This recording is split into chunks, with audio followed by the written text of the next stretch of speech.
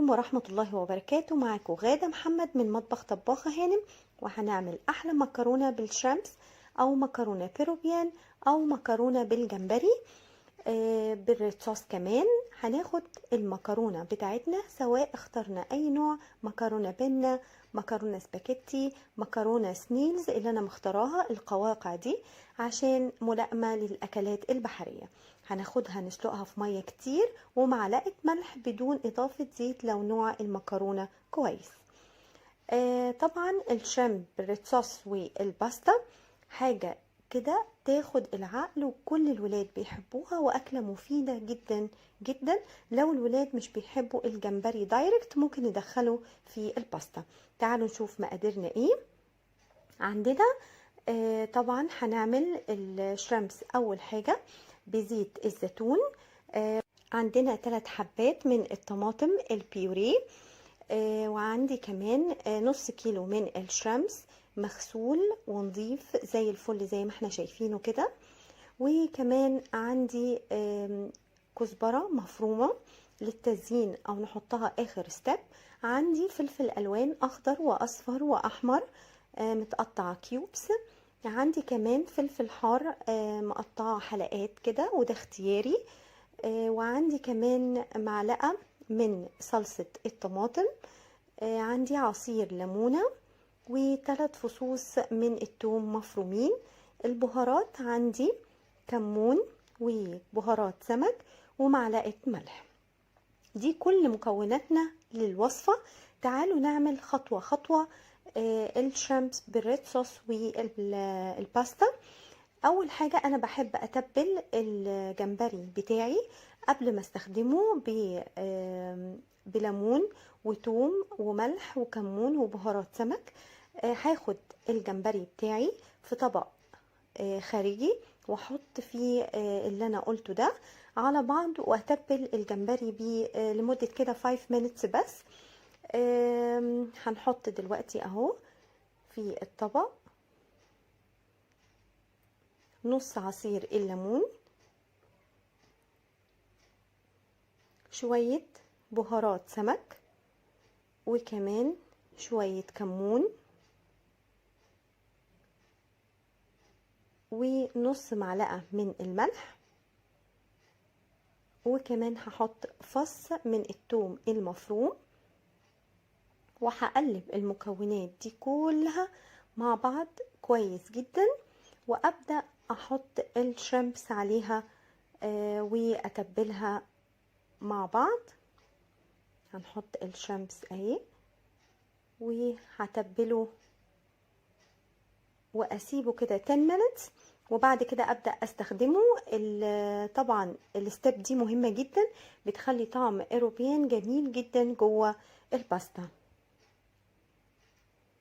بعد ما تبلناه تعالوا نشوف الستيب هنحط التاني. الزيت بتاعنا معلقتين من الزيت الكبار ونسيبه يسخن شويه، ونبدا ننزل عليه الجمبري اللي احنا تبلناه بملح وليمون وتوم وكمون وبهارات سمك.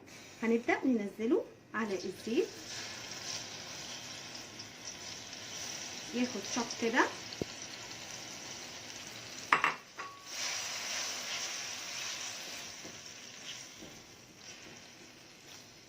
تمام. وننزل عليه فصين الثوم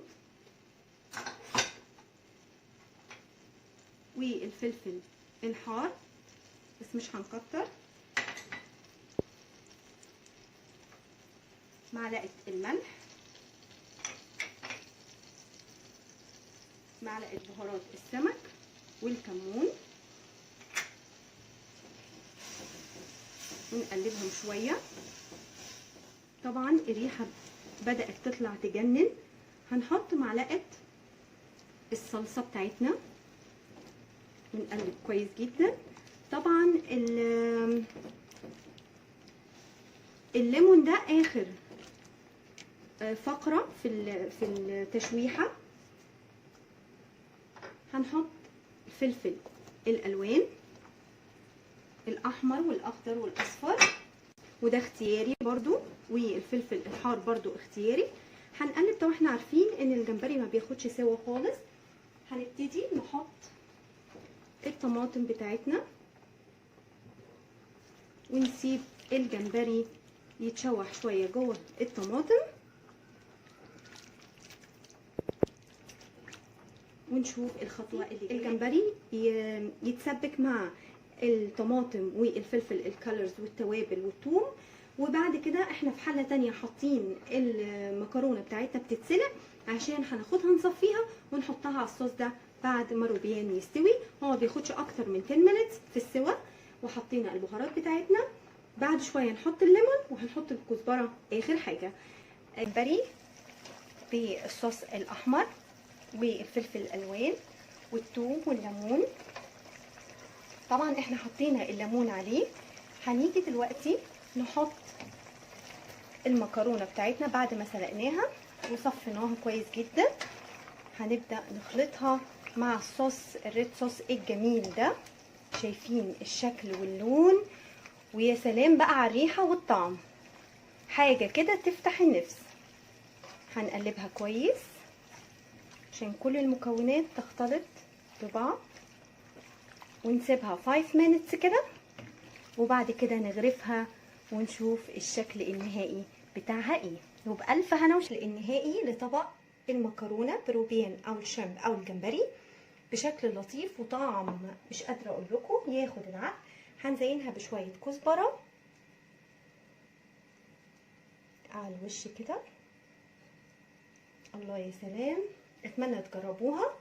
تعالوا ندوق مع بعض شريمب كده مع المكرونه، ندوق الصوص.